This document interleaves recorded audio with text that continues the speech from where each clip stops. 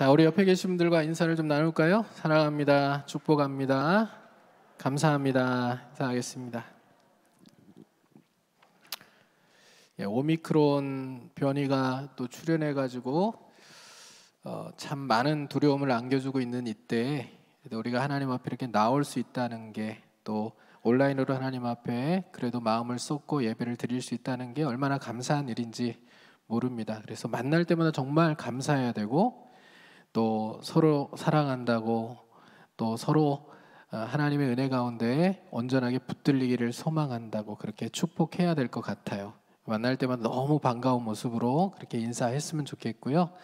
자, 오늘은 성탄절 맞아서 우리가 계속 창조, 타락, 구속 시리즈 설교 나누기를 원합니다. 두 번째 시간으로 구속의 과정, 제사, 구약의 과정들을 좀 살펴보려고 합니다. 지난 시간에 우리가 창조와 그리고 타락, 그 다음에 구속의 시작에 대해서 함께 살폈잖아요. 인간이 하나님께 불순종함으로 벌을 받게 됐습니다. 그리고 에덴 동산에서 쫓겨나게 됐죠. 자, 하나님께 벌을 받아서 즉각 죽음을 당한 것은 아니라서 너무 다행이고, 하나님이 가죽옷을 지어 입히셔서 일단 또 한 번의 기회를 주신 것은 너무 감사한데, 에덴에서 쫓겨난 인간의 삶이 굉장히 가시밭길을 걸어가게 된 길이 되고 말았어요. 땅은 계속해서 가시덤불과 엉겅퀴를 내게 되고요. 인간은 수고해도 온전하게 그 수고에 대한 대가를 거둘 수가 없는 그런 인생을 살아갈 수밖에 없는 거죠. 그것을 수고와 슬픔 뿌린 인생이라고 얘기합니다. 그러니까 수고와 슬픔 뿌린 인생은 에덴 동산에서 쫓겨났기 때문에 시작된 것이에요. 그러니까 인간이 당장 죽지는 않았지만 결국은 영원한 죽음을 향하여서 삶을 살아갈 수밖에 없는 그런 존재가 되고 말았을 때, 하나님 편에서 인간을 버리지 않으셨다면 인간이 다시 하나님께로 나아올 수 있는 길들을 여셔야 되잖아요. 인간은 아무리 노력해도 자기 힘으로 하나님과의 관계를 회복할 수 없고 하나님의 임재를 경험할 수 없는 존재가 되고 말았기 때문에 죄를 짓지 않으려고 해도 인간의 눈이 바뀌어 버렸죠. 전에는 하나님이 선이라고 말씀하시는 것을 선이라고 받아들이고 악이라고 말씀하시는 것을 악이라고 받아들였는데, 이제 자기 속견에 옳은 대로 판단하게 되었단 말이에요. 하나님이 선이라고 말씀하신 것을 악으로, 악이라고 말씀하시는 것을 선으로, 이게 죄된 본성을 갖게 되었기 때문에 죄를 안 지을 수가 없는 거예요. 아무리 죄를 안 지으려고 해도 우리가 죄를 안 지을 수가 없는 존재가 되어버린 겁니다.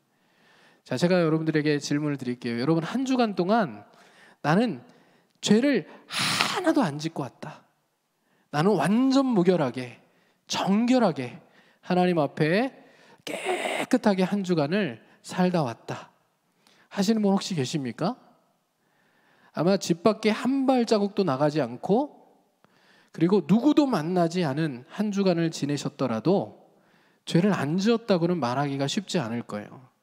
우리가 죄성을 가지고 살아가는 존재들이기 때문에 안 지으려고 해도 죄를 지을 수밖에 없습니다.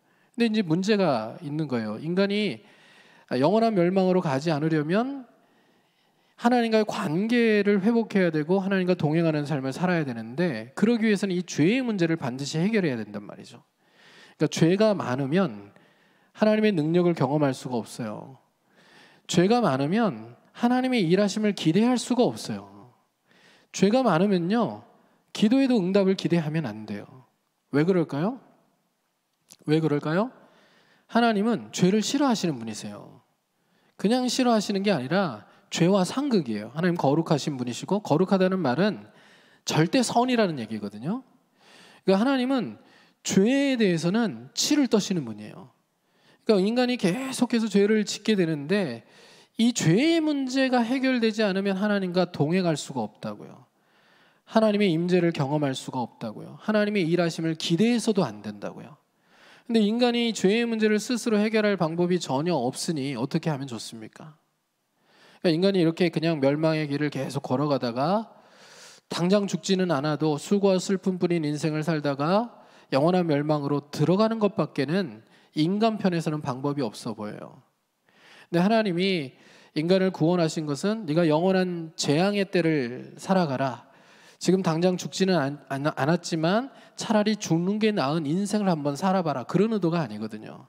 인간을 사랑하셔서 인간과 하나님과의 관계를 다시 회복시키시고 하나님의 임재를 경험하면서 살게 하시려고 인간을 멸하지 않으신 거거든요. 그러니까 하나님 편에서 방법을 찾으셨어요.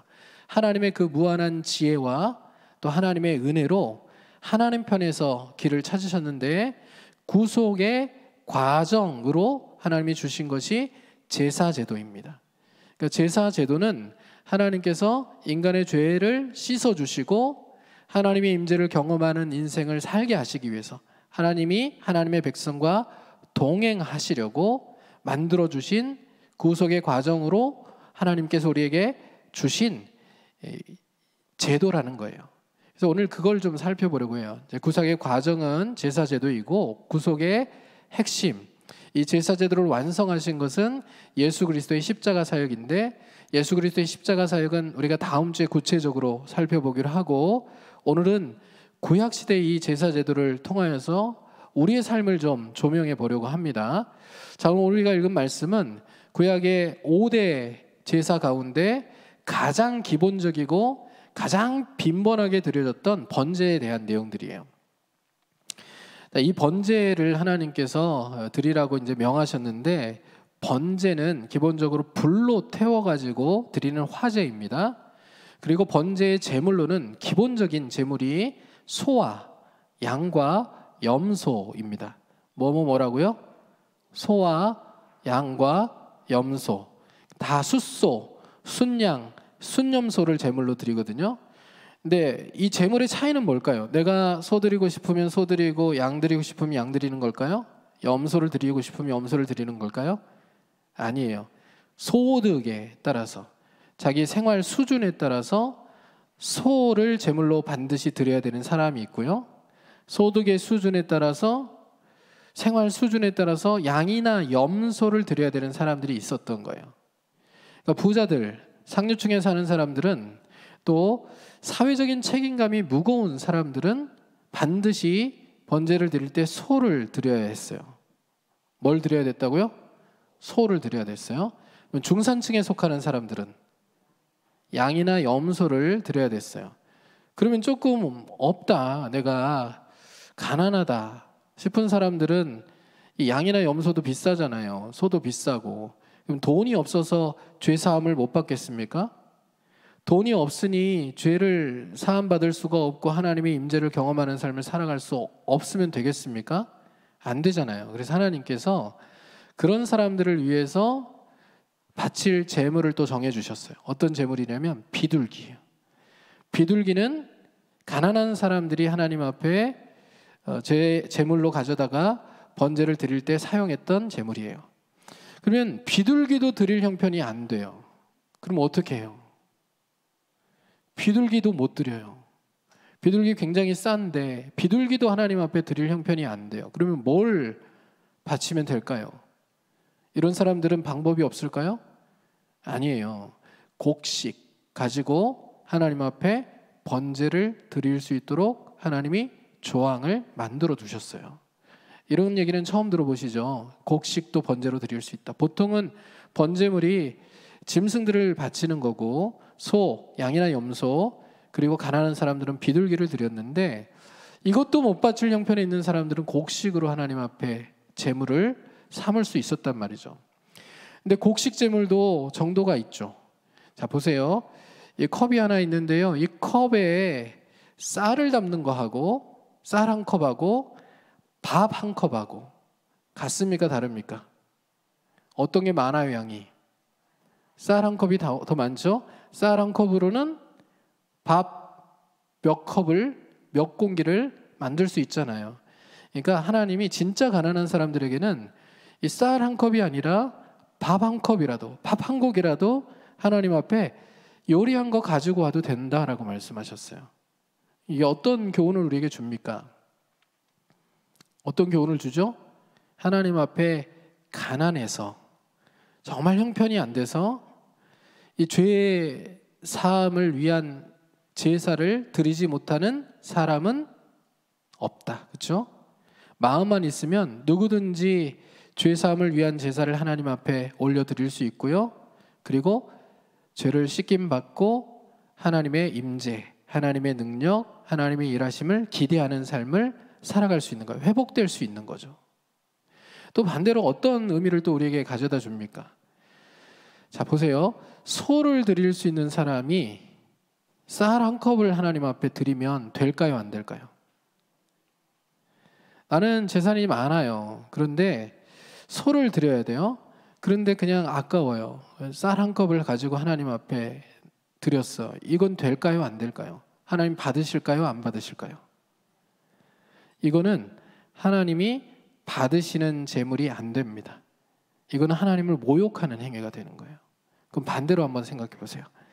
쌀 한 컵밖에, 아니 밥 한 공기밖에 하나님 앞에 드릴 수 있는 형편이 안 되는 사람이 소를 드리겠다고 마음을 먹고 소를 하나님 앞에 바쳤어요. 사실 형편이 안 되니까 밥 한 고기밖에 드릴 형편이 안 되는데 소를 바쳤다는 것은 이 과정에서 빚을 내거나 뭐 대출을 했거나 남한테 빌려왔거나 이건 의미하잖아요. 이렇게 드리는 거는 하나님이 기쁘게 받으실까요? 기쁘게 받지 않으실까요? 잘했다. 원래 헌금은 그렇게 하는 거야. 재물은 그렇게 바치는 거야. 믿음으로 그렇게 바쳤으니 내가 네 남은 것들 다 채워주고 공급해 줄게. 이게 하나님 마음일까요? 아니에요. 그러니까 하나님이 왜 이렇게 자기 생활 수준에 맞는 예물을 하나님께 드리라고 하셨냐면 이 모든 예물에 효력의 차이가 없기 때문에 그래요. 내가 쌀 한 공기밖에 못 드릴 형편에 있는데 쌀 한 공기를 드리나 소 한 마리를 드릴 형편이 돼서 소를 한 마리 드리나 이 제물의 효력, 제사의 효력은 동일해요. 똑같이 죄를 사하고 똑같이 하나님의 은혜로 인생을 회복시키는 거예요. 그러니까 없는 형편에 빚내가지고 막 헌금 드리는 거 그거를 하나님이 더 기뻐하신다라고 얘기할 수가 없는 거죠. 하나님이 정한 법칙을 보면. 그러나 중요한 것은 뭡니까? 하나님 앞에 죄사함의 은혜를 누리려 예배하러 나아가면서 제사를 드리러 나가면서 빈손으로 나가면 안 된다는 거죠. 빈손이면 안 되는 거고 또 어떻게 하면 안 되는 거예요. 자기 생활 수준에 맞게 하나님 앞에 예물을 드리는 것, 하나님의 주권을 인정하고 하나님께 감사를 표현하면서 하나님 앞에 예물을 드리는 것을 속이면서 하면 안 된다는 것을 분명하게 교훈해 줍니다. 그러니까 우리가 구약의 제사 제도는 분명히 하나님께서 형식상은 폐지시키셨어요. 그러나 그 의미상으로는 예수 그리스도의 십자가로 완성을 시키신 거거든요. 그러니까 그 의미는 계승이 되는 거예요. 우리가 하나님 앞에 예배를 드릴 때 동일합니다. 빈손으로 나와서는 안 됩니다. 그리고 자기 소득의 수준, 생활 수준에 맞지 않는 예물로 그저 형식으로 하나님 앞에 예물을 드리는 것도 이것도 하나님이 기뻐하시는 것이 아닙니다. 내가 내 소득의 수준, 내 생활의 수준에 합당하게 그 모든 것을 하나님이 주셨다라고 인정하며 그것에 맞는 예물들을 하나님 앞에 헌금 생활들을 하는 것이 이게 하나님이 복 주실 신앙생활을 하는 모습이라는 것을 잊어버리면 안 된다는 거예요. 올해 이제 지나갑니다. 12월 달까지 이렇게 마무리가 되고 새로운 해를 시작하면서 오늘 이 말씀의 의미들을 잘 헤아려 보시고 내가 하나님께 온전한 예배자로 서기 위해서 빈손으로 나아가서는 안 되겠다. 그리고 내 소득에 합당한 그런 하나님 앞에서의 예물 생활들을 바르게 다시 한번 회복하고 시작해야 되겠다라는 마음의 결단을 갖는 우리 온 성도들이 되실 수 있기를 주님의 이름으로 축복합니다. 자, 그리고 이제 제사의 절차가 어떻게 진행되는지 보세요. 어떤 사람이 소를 한 마리 이렇게 끌고 왔어요. 제물로 드리려고. 그러면 제사를 어떻게 드리면 될까요? 소 끌고 왔으니까 제사장에게 소를 딱 넘겨주면서 인수인계하면서 나는 이제 나를 위해서 제사를 드려주세요라고 기다리면 되겠습니까? 기다리면 이제 제사를 알아서 제사장들이 드릴까요? 그렇지 않아요. 오늘 읽은 말씀을 보면 제사자, 제사를 드리는 사람이 해야 되는 일이 있고 제사장이 해야 되는 일이 있고 이게 6가지 절차를 순서적으로 제사자와 제사장이 나누어서 하는 것을 보게 되거든요. 그 하나씩 한번 살펴볼게요. 자, 재물을 한 마리 끌고 오면 먼저 뭐를 하느냐? 여기 1장 4절과 5절의 상반절 말씀을 한번 보겠습니다. 같이 한번 봅니다. 그는 번제물의 머리에 뭘 해요? 안수할지니 그를 위하여 기쁘게 받으심이 되어 그를 위하여 속죄가 될 것이라. 그는 여호와 앞에서 그 수송아지를 잡을 것이요. 그가 누구예요, 여러분? 그가. 자, 1번 제사자, 제사를 드리는 사람 1번. 2번 제사장 2번. 1번입니까? 2번입니까? 손을 이렇게 한번 손을 이렇게 들어보시고 1번이나 2번으로 표시합니다. 자, 1번 제사자, 2번 제사장. 뭐죠? 답이 안 드신 분 손이 없으신가요? 자, 1번이 답이에요. 1번이. 제사자가 안수하고요, 제사자가 짐승을 잡는 거예요. 안수는 이런 의미예요. 나와 이 짐승을 동일시하는 겁니다. 나와 짐승을 동일시해서 내가 안수함으로 내 죄가 이 짐승에게 전가가 되는 거예요. 그래서 죄의 삭은 사망이니까 생명으로, 피 흘림으로 그 죄를 속죄해야 되는데, 나와 이 짐승이 동일시 된 거니까 내가 죽지 않고 이 짐승이 내 죄를 대신하여 죽음으로 누구의 죄가 씻기는 거예요? 내 죄가 씻기는 거예요.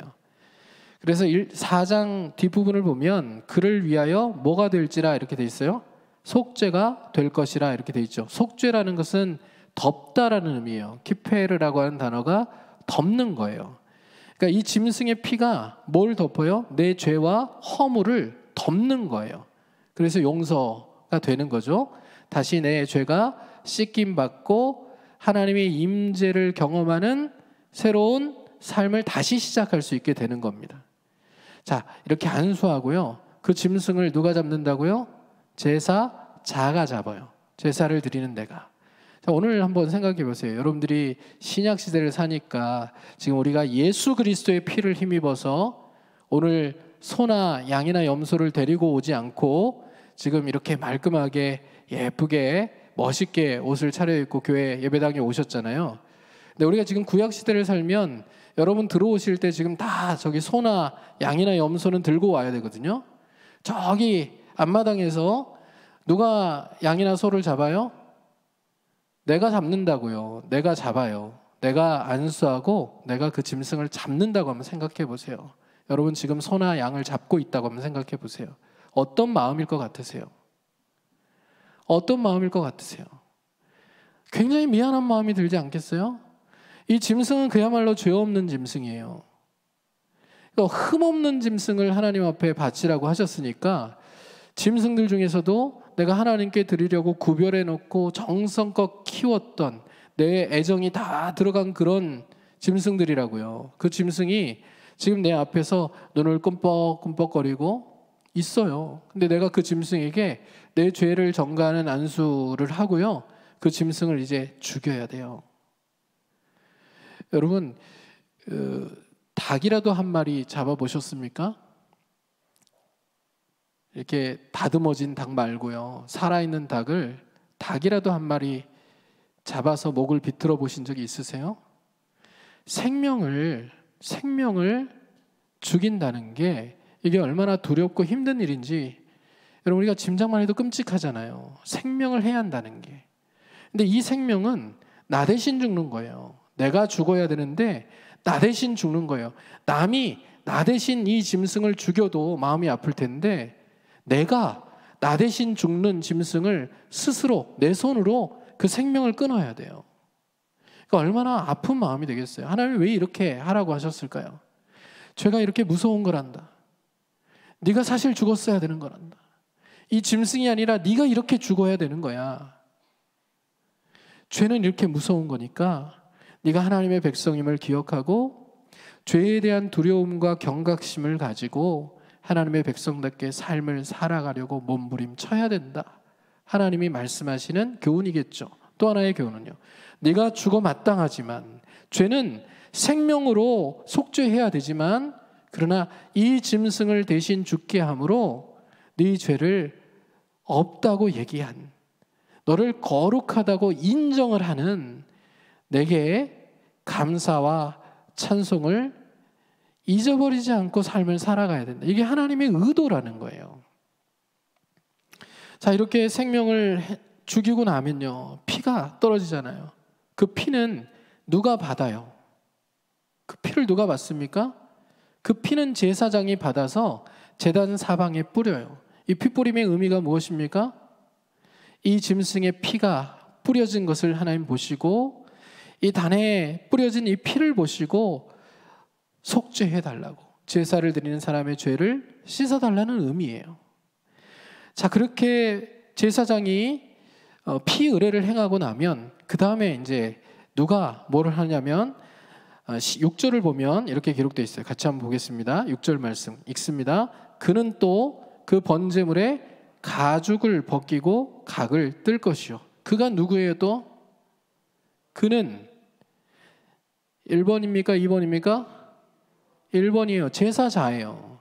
가죽을 벗기는 일 제사자가 해요. 가죽을 왜 벗길까요? 가죽이 잘 안 타거든요. 하나님 앞에 통째로 태워드리는 제사가 번제인데 가죽이 잘 타지 않으니 냄새가 또 많이 나니 가죽을 벗겨내요. 그리고 이 가죽은 제사장의 몫으로 수고비로 줘요. 그런데 이때 중요한 것은 가죽을 벗겨내는 일이 힘든 일이겠어요? 쉬운 일이겠어요? 힘든 일이겠죠? 가죽을 다 벗겨내요. 그 다음에 뭘 합니까? 각을 뜨죠. 각을 뜨는 것은 짐승을 잘 타도록 펼쳐놔야 되는 거니까 네발 짐승이 이렇게 그냥 통째로 누워있는 게 아니고 잘 타도록 하기 위해서 관절들을 끊어서 펼쳐놓는 거예요. 그러려면 내장도 끄집어내야 되겠죠? 내장을 다 끄집어내요. 그리고 발들을 다 끊어놓는 거죠. 이렇게 다 펼쳐놓는 거예요. 머리는 머리대로 잘라놓는 거예요. 잘 태우기 위해서. 자, 그걸 누가 한다고요? 제사를 드리는 사람이 해요. 그 다음에 절차가 어떻게 진행되냐면 7절과 8절에 이제 제사장이 제단에 불을 붙입니다. 짐승을 태워야 되니까 제단에 불을 붙이고, 그 다음에 나무를 벌려놓고 그 위에 각을 뜬 조각조각을 위에 올려놔요. 머리도 올려놓고 또 내장에서 끄집어낸 기름들도 다 태우기 위해서 벌려놓은 나무 위에 그것들을 다 올려놓는 겁니다. 이건 누가 한다고요? 제사장이 해요. 그 다음에 5번째 절차가 뭐냐면 내장과 정강이 뼈를 세척하는 일들이에요. 내장도 태워서 하나님 앞에 제물로 올려드려야 되니 내장을 끄집어냈어요. 근데 내장에 뭐가 붙어 있습니까? 피가 붙어 있고 또 뭐가 붙어 있어요? 기름도 붙어 있겠고 또 뭐가 붙어 있어요? 내장 안에는 배설물들이 아직 있을 거 아닙니까? 그러니까 배설물들을 태워가지고 하나님께 제물로 드릴 수가 없으니까 그 배설물들을 다 끄집어내고 깨끗하게 세척하는 일들을 누가 하는 거예요? 제사자가 하는 겁니다. 제사자가 하는 거예요. 그리고 이제 제사장이 짐승을 태우는 겁니다. 그러니까 6개의 절차로 진행이 되는데 첫 번째 절차 안수와 도살은 제사자가, 두 번째 절차 피를 받아서 뿌리는 것은 제사장이, 세 번째 절차 가죽을 벗기고 각을 뜨는 일은 제사자가, 그 다음에 제단에 불을 붙이고 나무를 벌려놓고 그 위에 제물들을 올려놓는 일들은 제사장이, 그 다음에 5번째 절차 내장과 정강이를 세척하는 일들은 제사자가, 그 다음에 제물을 태우는 일들은 제사장이 하는 거예요. 자, 힘든 일들 다 누가 합니까? 힘든 일들을 누가 해요? 제사자가 하는 거예요. 제사장이 힘든 일들을 하는 게 아닙니다. 그러니까 제사에는 내가 참여를 하는 겁니다. 왜 내가 참여해야 되는 겁니까? 맡겨놓고 구경하는 게 아니라 내가 참여한다는 게 어떤 의미를 주는 거예요? 이 짐승은 나를 대신해서 죽는 거예요. 그러니까 이 제사에 내가 참여하면서 어떤 마음을 느껴야 된다는 거예요. 하나님의 의도가. 이 짐승에 대한 미안함들도 가져야 되겠지만 죄에 대하여 두려움들을 명확하게 갖는 거예요. 그리고 죄의 용서에 대한 감사와 감격을 갖는 거예요. 이게 하나님의 의도입니다. 그래서 이렇게 하나님 앞에 제사를 드리면 1장 9절에 뒷부분에 이렇게 표현하고 있죠. 이는 화제라, 태우는 제사예요. 여호와께 어떤 냄새라고요? 향기로운 냄새니라. 그러니까 하나님이 바베큐를 좋아하시는 게 아니에요. 고기 타는 냄새를 즐겨 하시는 게 아니라 이 제사 가운데 한 순서 한 순서 가운데 제사를 드리는 사람이 죄에 대한 회개를 하고 죄에 대한 두려움을 가지고 하나님 앞에 반성하고 다시는 죄를 짓지 않겠다는 다짐과 결단들, 그리고 내가 하나님의 백성으로 하나님께 영광을 돌리는 거룩한 삶을 살아가겠다는 그 헌신들을 다짐하는 모든 그 고백들, 제사의 과정 가운데 담긴 제사자의 마음을 흠양하시고 이 제물이 탈 때 그 마음을 받으신다는 것을 의미하는 겁니다.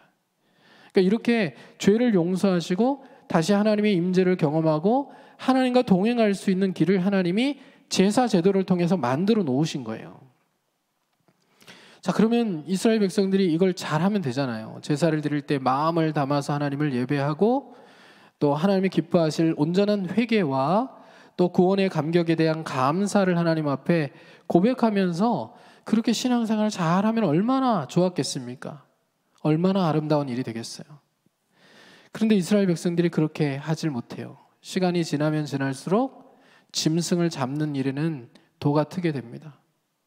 그리고 하나님께 제물을 드릴 때에 아까운 마음으로 헛된 제물들을 하나님 앞에 가져오기 시작해요. 눈먼 것들을 가져오고 병든 것을 가져오고 좋은 것은 다 집에다가 보관해 놓고 하나님 앞에 인색한 마음으로 제물을 드리기 시작해요.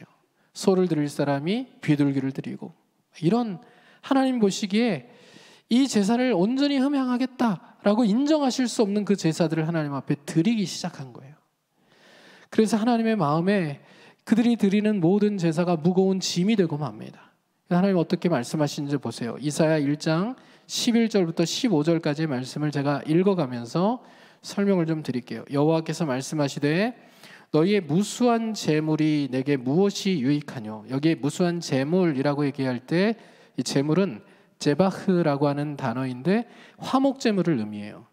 그러니까 이스라엘이 5대 제사 가운데 가장 주요하게 드렸던 3개의 제사, 특별히 자원하는 마음으로 드린 제사가 화목제와 번제와 소제거든요. 어떤 제사라고요?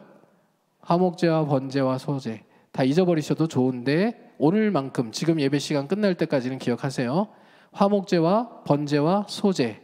근데 이 3가지 자원하는 마음으로 하나님 앞에 드리는 제사에 대해서 하나님께서 하나씩 찝어가지고 다 역겹다고 말씀하시는 거예요. 자, 계속 이어서 읽겠습니다. 무수한 제물이 화목제가 내게 무엇이 유익하뇨? 나는 순양의 뭐와요? 번제, 이거 올라라고 하는 제사예요. 번제와 살찐 짐승의 기름에 배불렀고 나는 숫송아지나 어린 양이나 순념수의 피를 기뻐하지 아니하노라. 너희가 내 앞에 보이러 오니 이것을 누가 너희에게 요구하였느냐? 내 마당만 밟을 뿐이니라.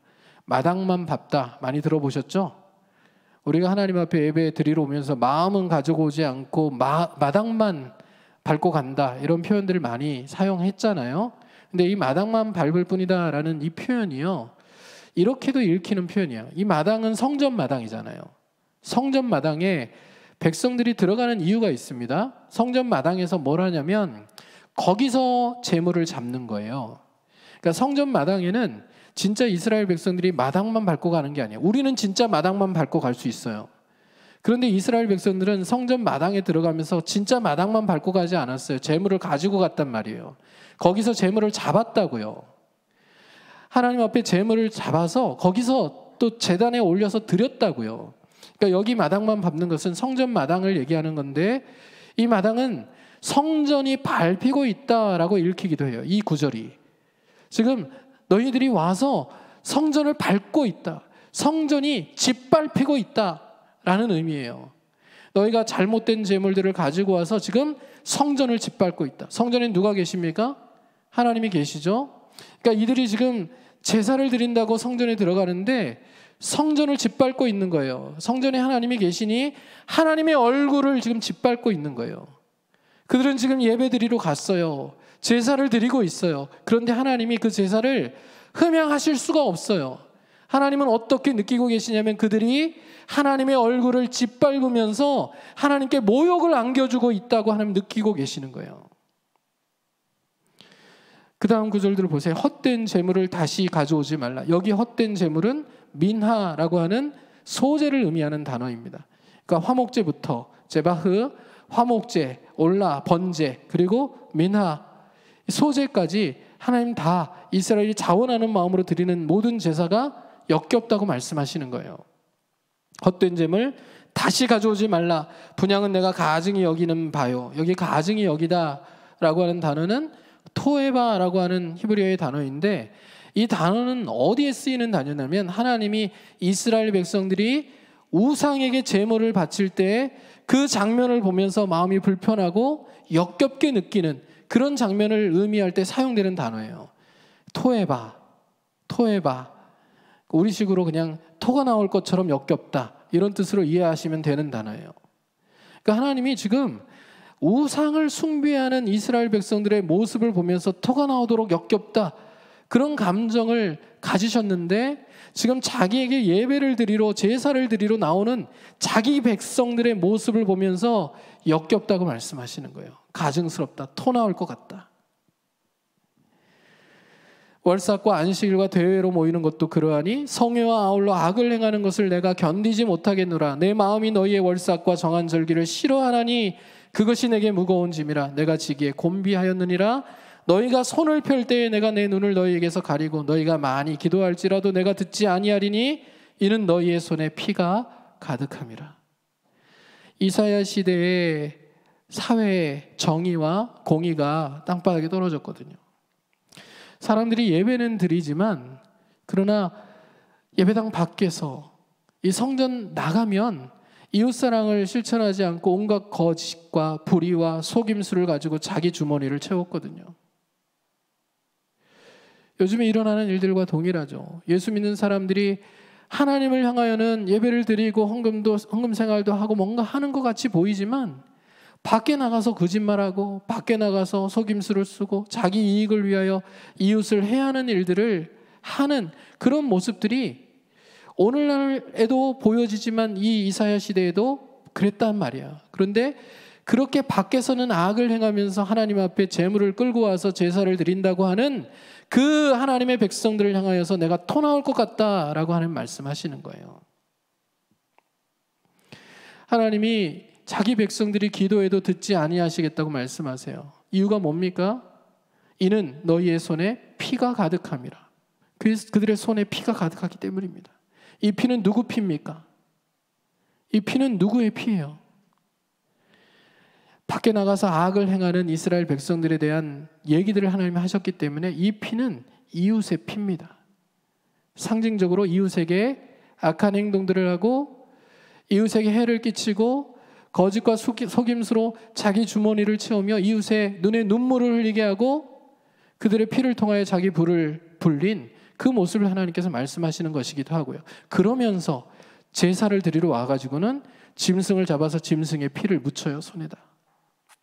그러니까 이 짐승은 진짜 그야말로 억울하게 아무 가치 없이 죽어가는 거 아닙니까? 이렇게 하나님이 죄를 용서하시겠어요? 아니죠. 짐승을 죽여서 피를 흘리는데 이 피는 그야말로 무가치한 피가 되고 마는 거예요. 그 피를 손에다 잔뜩 묻혔어요. 이웃의 피는 지금 무지하게 죽어가는 짐승의 피와 동일시 되는 거예요. 하나님이 이런 사람들의 제사를 받지 않으시겠다고 단호하게 말씀하시는 겁니다. 여러분, 하나님이 계시다고 믿으면서도 실제 삶의 상황에서는 이웃을 사랑하지 않고 하나님이 없는 것처럼 살아가는 사람들을 가리켜서 실천적 무신론자라고 얘기합니다. 한번 따라해 보시죠. 실천적 무신론자. 예, 이론적 무신론자와 실천적 무신론자가 있어요. 이론적 무신론자는 하나님이 없다고 생각하는 사람들입니다. 이론적으로도 하나님이 없다. 하나님이란 존재는 인간이 만들어낸 존재지 실제 하나님은 없다라고 생각하고 하나님이 없는 것처럼 살아가는 사람들이 이론적 무신론자예요. 근데 실천적 무신론자는 뭐냐면 하나님이 계시다고 인정을 해요. 그래 하나님께 이스라엘 백성들처럼 제사도 드려요. 오늘 우리처럼 예배도 드려요. 그런데 예배당 밖에서는 하나님이 없는 사람들처럼 살아가는 거예요. 하나님이 안 계신 것처럼, 하나님이 죄에 대해서 벌을 하지 않으시는 분처럼 죄를 짓고 이웃에게 해를 끼치고 내 욕심을 채우기 위해서 이웃을 해하기까지도 서슴지 않고 살아가는 사람들을 실천적 무신론자라고 얘기해요. 지금 이스라엘 백성들의 모습이 그렇죠. 실천적 무신론자들이에요. 근데 이런 사람들의 예배를 하나님이 안 받으시겠다고요. 그러니까 우리가 하나님 앞에서 예배를 잘 드리고 헌금 생활 잘 하고 또 기도 열심히 하고 하는 거 너무 중요해요. 말씀 읽는 거. 그런데 그거는 무엇을 하기 위한 과정이냐면 하나님이 살아계시고 하나님이 참 좋은 분이라는 것을 이웃들에게 전하기 위해서 필요한 과정들이에요. 실제 진짜 예배는 언제 시작되냐면 축도가 끝나고 예배당 문을 열고 나가면서부터 진짜 예배가 시작되는 거예요. 어떤 예배요? 삶의 예배. 하나님께 영광을 돌리고 하나님이 기뻐하실 만한 삶을 살아가는 삶의 예배가 예배당 문을 나가면서 진짜로 시작되는 거예요. 여러분, 그렇게 하나님을 예배하고 하나님을 섬기는 삶의 예배자들이 다 되실 수 있기를 주님의 이름으로 축원합니다. 이게 하나님이 우리에게 바라시고 기대하시는 모습이거든요. 그러니까 이스라엘의 모습이 그렇지 못하니 하나님이 성전문을 닫아버리시죠. 닫아버리시는 정도가 아니라 성전을 무너뜨리셨어요. 나라가 망해요. 그리고 성전이 부서져요. 그리고 그들이 포로로 끌려가요. 그리고 포로로 끌려간 다음에 자신들의 죄를 반성하고 또 하나님을 그리워해요. 성전에서 예배드렸던 그때를 회상해요. 하나님께서 다시 은혜를 베풀어 주셔서 그들로 하여금 돌아오게 하시죠. 다시 성전을 재건했어요. 그리고 다시 제사가 시작돼요. 자, 그러면 그들이 역사로부터 교훈을 얻었을까요? 자, 우리가 마음을 담은 예배를 드리지 않았기 때문에, 삶의 예배에서 실패했기 때문에 하나님이 우리에게 힘든 시간들을 주신 거야. 우리가 다시는 잊지 말아야지. 그러면서 삶의 예배를 하나님 앞에 올려드렸을까요? 아니에요. 처음엔 그렇댔는데 채 100년이 지나지 않아서 다시 하나님의 마음이 이스라엘이 드리는 예배 때문에 불편해졌어요. 말라기를 보면, 말라기서가 이제 구약의 마지막 성경이잖아요. 포로로부터 돌아와가지고 약 100년 정도 있다가 쓰여진 성경이거든요. 말라기서를 보면 하나님의 괴로운 심정이 또다시 표현됩니다. 말라기 1장 10절 말씀이에요. 같이 한번 읽어보겠습니다. 만군의 여호와가 이르노라, 너희가 내 제단 위에 헛되이 불사르지 못하게 하기 위하여 너희 중에 성전문을 닫을 자가 있었으면 좋겠도다. 내가 너희를 기뻐하지 아니하며 너희가 손으로 드리는 것을 받지도 아니하리라. 하나님 또 이 제사에 대해서, 예배에 대해서 불편한 마음이 있으신 거예요. 누가 그렇게 잘못된 예배, 가짜 예배 드리지 못하게 성전문을 좀 닫아버렸으면 좋겠다, 이런 마음이 하나님의 심정인 거예요. 도대체 무슨 일이 있었길래요? 바로 윗부분인 6절부터 9절까지의 말씀을 보면 이스라엘 백성들이 하나님께 제사를 드린다고 흠 있는 제물들을 가지고 나옵니다. 눈먼 것을 가지고 나와요. 다리 저는 것을 가지고 나와요. 병든 것을 가지고 나와요. 좋은 것은 다 집에다 감춰뒀어요. 또 하나님 앞에 떡을 드려야 되는데 상한 떡을 가지고 나와서 하나님 앞에 제물이라고 드려요. 하나님이 이 제물들을 통하여서 영광을 받으실 수가 없어요. 하나님 나를 모욕한다고 느끼실 수밖에 없는 거예요. 혹 이런 얘기를 하실 수도 있겠어요. 그래도 예배 안 드리는 것보다 그렇게라도 예배 드리는 게 낫지 않습니까? 아예 제사를 중단하는 것보다는 상한 제물이라도, 흠이 있는 거라도 하나님 앞에 가지고 나와서 제사를 드리는 게 그래도 나은 것 아닙니까? 우리식으로 표현하면 예배를 드리러 나오면서 그래도 마음을 가지고 나오지는 않더라도 앉아 있는 것만이라도 다행인 거 아닙니까? 그것만이라도 하나님이 기뻐하시고 영광을 받으셔야 되는 거 아닙니까? 이렇게 얘기할 수 있잖아요. 근데 하나님이 단호하세요. 그렇게 예배 드릴 거면 안 드리는 게 좋다. 그렇게 제사를 드릴 거면, 그런 제물 가져와서 제사를 드릴 거면 차라리 성전문을 닫아버리는 게 좋겠다. 이 얘기는 이런 심정이기도 해요. 자, 재물을 흠이 있는 것들을 가지고 오는지 흠이 없는 것들을 가지고 오는지 그 검수하는 것을 제사장이 하거든요. 재물들을 가지고 오면 이 재물이 눈이 먼 것이든지 다리가 저는 것인지 그런 흠 있는 재물이면 돌려보내야 돼요. 안 돼. 이건 하나님이 결코 기쁘게 받으실 수 없는 거야. 빠꾸 이래야 되거든요. 그리고 흠 있는 재물만 가지고 하나님 앞에 가서 예배를 드릴 수 있도록 해야 되는 게 제사장의 역할인데 제사장들이 그 역할을 제대로 감당하지 않은 거죠. 제사장이 어떻게 한 겁니까? 성도들이 자기 것만 제대로 챙겨주면 어떻게 예배를 드리든지 간에 신경을 안 썼다는 거예요. 책망하지 않았다는 거예요. 그러니까 하나님의 성전문을 닫을 자가 좀 있었으면 좋겠다라는 이 표현은요, 백성들이 온갖 거짓된 마음을 가지고 나를 모욕하는 제사를 드리는데 사역자 중에 제사장 중에 단 한 사람이라도 그런 예배 드릴 거면 성전문 닫아버리겠다고 얘기하는 그런 제대로 된 마음을 가진 제사장, 사역자가 단 한 사람이라도 있었으면 좋겠다는 하나님의 안타까운 마음을 표현하는 겁니다. 여러분, 오늘 우리가 드리는 예배는 하나님 앞에 어떤 마음으로 드려지고 있는 예배인지 우리가 이 구약의 제사의 과정들을 통해서 점검해 보았으면 좋겠어요. 하나님이 성전문을 닫아버리고 싶은 예배를 우리가 드리고 있는 건지, 아니면 하나님 앞에 나와 이렇게 예배 드리는 모든 행위, 우리가 예배의 순서를 갖는 과정마다 하나님이 향기로운 제물로 흠양하시고 기뻐하시는 그런 예배를 지금 하나님 앞에 올려드리고 있는 건지 우리가 한번 생각해 볼 필요가 있죠. 하나님이 이 말라기 시대에 이런 모습들을 보시고 이스라엘에게 강력한 경고를 날리십니다. 11절 말씀이에요. 1장 11절 말씀 같이 한번 읽어봅니다. 만군의 여호와가 이르노라, 해 뜨는 곳에서부터 해 지는 곳까지의 이방 민족 중에서 내 이름이 크게 될 것이라. 각처에서 내 이름을 위하여 분향하며 깨끗한 제물을 드리리니 이는 내 이름이 이방 민족 중에서 크게 될 것임이니라. 이 말씀은 어떤 의미입니까? 너희들이 나를 모욕해? 계속 모욕해?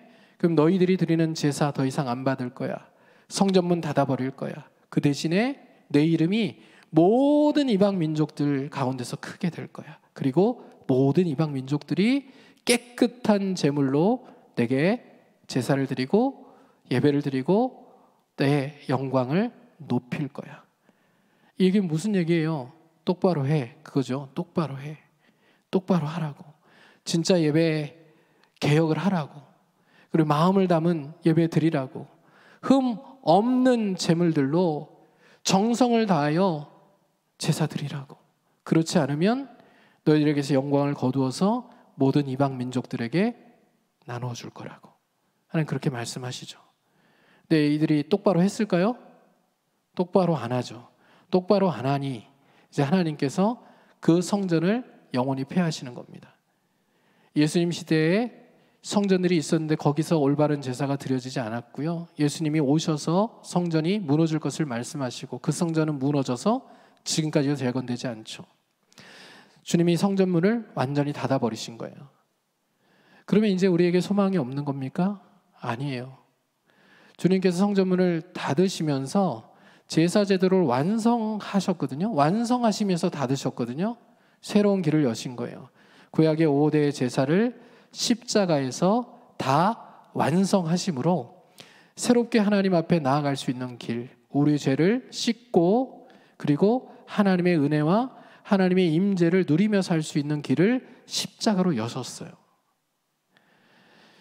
그런데 여기서 이제 우리가 중요하게 생각해야 될 한 포인트가 있는 거예요. 예수 그리스도가 우리를 위해 피를 흘리시고 그 피가 우리 죄를 속했어요. 씻었어요.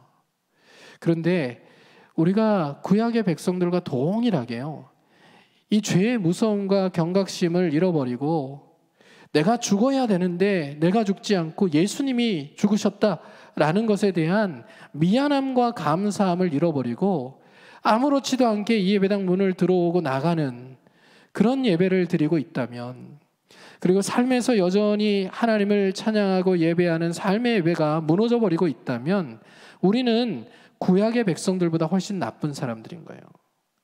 구약의 백성들은 자기 손에 피가 가득해서 이 짐승의 피의 가치를 무가치한 것으로 만들었거든요. 나쁜 사람들이죠. 그런데 우리는요, 우리가 구약의 백성들과 동일한 모습으로 살아간다면 우리는 짐승의 피가 아니라 예수 그리스도의 피를 무가치한 것으로 만들어버리는 거예요. 그러니까 우리가 훨씬 나쁜 사람들입니다. 그러니까 오늘 우리가 예수 그리스도의 성탄의 계절에 우리 삶을 되돌아보면서 주님이 이 땅에 오실 수밖에 없었던 이유, 그렇죠? 내 죄를 씻기 위하여서, 내가 해결할 수 없으니 내 죄를 씻기 위해서 주님이 오셨고, 주님이 나를 위하여 십자가에 피를 흘려 죽으셨다는 것에 대한 미안함과 감사, 그것을 가지고 하나님 앞에 늘 예배를 드리고, 삶의 현장에서도 내가 예수 그리스도의 피로 씻김 받은 사람들이니 내가 하나님 앞에 하나님의 백성다운 온전한 헌신을 드리며 죄를 멀리하고, 죄를 안 지을 수 없지만 죄를 최대한 피하며 죄 짓지 않기 위해 노력하고 하나님을 의지하고 성령의 충만함을 힘입어서 하나님의 영광을 위한 인생들을 살아가리라. 세상 속에서도 하나님 사랑과 이웃 사랑을 실천하는 하나님의 백성으로 내 삶을 살겠다는 온전한 헌신의 고백을 담아서 이 성탄의 계절에 예수 그리스도를 맞이할 수 있는 하나님의 백성들 되실 수 있기를 주님의 이름으로 축원합니다. 번제의 진짜 의미는요, 죄의 속죄와 헌신이에요. 죄가 이렇게 무서우니 하나님, 내가 죽어야 되지만 하나님께서 이 짐승이 대신 죽게 하셔서 감사해요. 제가 이제 죄의 무서움을 알고 죄를 짓지 않기 위해서 노력하며 살게요. 하나님의 백성으로 하나님의 영광을 위해서 내 삶을 온전히 헌신하여 드릴게요. 이게 번제의 의미거든요. 그러니까 우리가 하나님 앞에 예배를 드릴 때 이 다짐과 이 고백과 이 감사가 흐트러지지 않는 그런 고백들을 담아 하나님께 영광을 돌려야 됨을 잊지 않고 살아가는, 그리고 성탄의 계절에 정말 더 감사함으로 주님의 오심을 기뻐하고 맞이하는 믿음의 인생이 되실 수 있기를 주님의 이름으로 축원합니다. 자, 오늘은 제가 기도하고 마치겠습니다. 하나님 아버지, 감사합니다. 우리의 연약함들을 주님께서 아십니다. 부족함도 아십니다. 우리가 죄 짓기 싫어도 죄를 지을 수밖에 없는 연약한 존재임을 주님이 너무나도 잘 아십니다. 그럼에도 불구하고 우리의 죄를 날마다 씻으시고 사하시고 속죄하셔서 매일 하나님의 은혜로 새로운 삶을 살게 하시고, 또 기도하고 기대할 수 있는 소망이 있는 인생 살게 하셔서 너무나도 감사합니다. 우리가 주님 앞에 예배자로 설 때에 이렇게 공간적인 예배를 드리는 모든 상황 가운데서도 온 마음을 담아서 우리가 할 수 있는 최선을 다해서 최고의 예물을 준비하여 주님 앞에 예배를 드릴 수 있도록 도와주시고, 마당만 밟고 가는 하나님의 얼굴을 짓밟는 예배를 드리는 사람들이 한 사람도 없을 수 있도록 하나님 은혜를 베풀어 주시기를 간절히 소원합니다. 또 진짜 예배는 예배당 문을 열고 나가면서부터 시작된다는 것을 기억하면서 우리가 최선을 다해서 하나님 사랑과 이웃 사랑을 실천하는 하나님의 백성들로 삶의 예배자로 승리하며 살아갈 수 있도록 붙들어 주시옵소서. 이 귀한 감사의 고백들, 또 결단들을 하나님 앞에 올려드리고, 또 정성껏 준비하여 드리는 귀한 예물도 하나님 앞에 봉헌해 드립니다. 우리가 얼마를 드리든 그것과 상관없이 이 모든 예물이 동일한 혈육으로 우리의 삶 가운데 하나님의 은혜를 가져다 주니 얼마나 감사한 일인지 모릅니다. 주님, 우리가 드린 모든 예물들을 흠양해 주시고 삶의 상황들을 살펴주시고 헤아려 주셔서 우리에게 필요한 것들을 공급해 주시고 하나님의 은혜로 날마다 감사가 끊어지지 않는 인생들을 이어나갈 수 있도록 축복하여 주시옵소서. 드려진 모든 예물들이 쓰여지는 곳곳마다 하나님의 영광이 온전히 나타날 수 있도록 아름답게 간섭해 주시고 사용하여 영광받아 주시옵소서. 예수님의 이름으로 감사하며 축복하며 기도하옵나이다. 아멘. 우리 주 예수 그리스도의 은혜와 하나님 우리 아버지의 크고 놀라우신 사랑하심과 성령님의 위로 교통 충만 영원히 함께 하시고 복 주시는 은총이,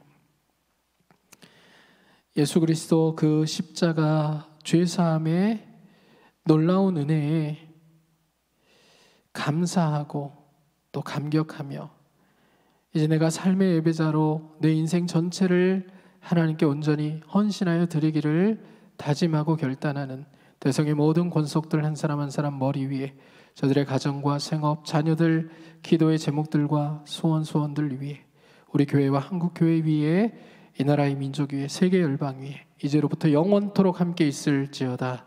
아멘.